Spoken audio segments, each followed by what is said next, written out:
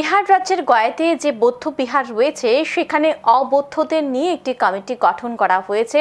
তার জন্যই all India Buddhist forum ও চুড়াইবাড়ি জ্ঞানোদয় শাখার সমষ্টি উন্নয়ন আধিকারিকের নিকট ডেপুটেশন প্রদান করা হয়। মঙ্গলবার সকাল 11:30 নাগাদ তাদের এই ডেপুটেশন প্রদান করা হয়েছে। আমরা বিস্তারিত কি রয়েছে আমরা দেখে নেব।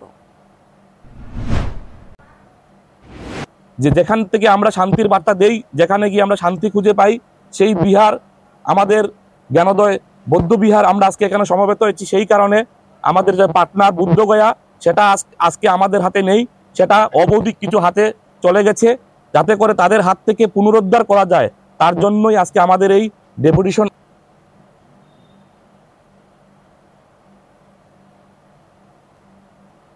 এদিন ডেপুটেশন প্রদানকালে উপস্থিত ছিলেন চুড়াইবাড়ি জ্ঞানোদয় বৌদ্ধ বিহারের সভাপতি রতন কুমার সিং, সহ সভাপতি সিদ্ধার্থ সিং ও সম্পাদক প্রতাপ সিং সহ অন্যান্যরা। এখন সময় বিরতির সঙ্গে থাকুন।